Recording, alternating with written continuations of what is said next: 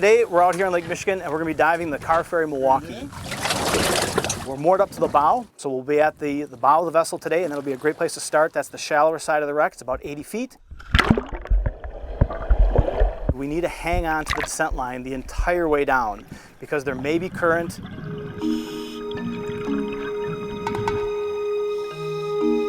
I'm Peter Herthy. I'm president of the Wisconsin Marine Historical Society. The society is housed here at the Frank P. Zeidler Humanities Room at the Milwaukee Public Library. On October 22nd, 1929, the Carferry Milwaukee was due to leave Milwaukee and cross Lake Michigan, loaded with 27 railroad cars and 52 crewmen. She had set out in a terrible storm. The next morning, I believe a lifeboat washed up on shore in Muskegon with 4 crew members who had been deceased. 2 crew members were found, I believe, off Kenosha in the water, and there was no sign of the Carferry anywhere. And it remained that way until 1972. They followed some nets down off Fox Point, and they found a large steel vessel.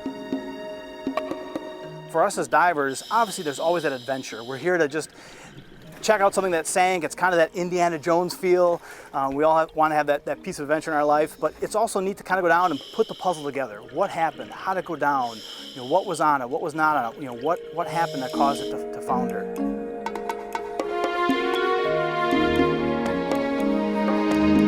It literally is like swimming through history. It's absolutely fantastic.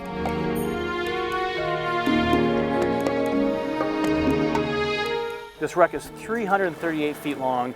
There's so many things to explore, so many cracks and crevices to go in. You can go inside the shipwreck in numerous places, in the engine room, in the flicker, and there's still artifacts sitting down in there.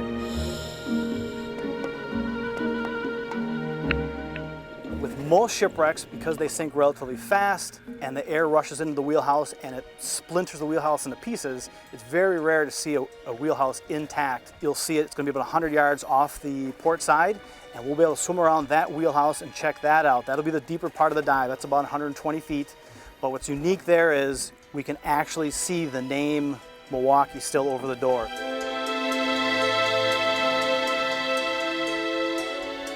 This is where the captain, Heavy Weather McKay, would have been captaining a ship as he left Milwaukee in October of 1929. You can do dive after dive after dive on this wreck and you'll never really see it all. It's not all about the Caribbean. The Caribbean's got great diving, no doubt, and it's much different than this. But to have something this fantastic at home where we can have anywhere from 20 feet of visibility to 100 feet of visibility, and to be able to drop down on a shipwreck from the 18 or 1900s and actually touch that piece of history, that's fantastic.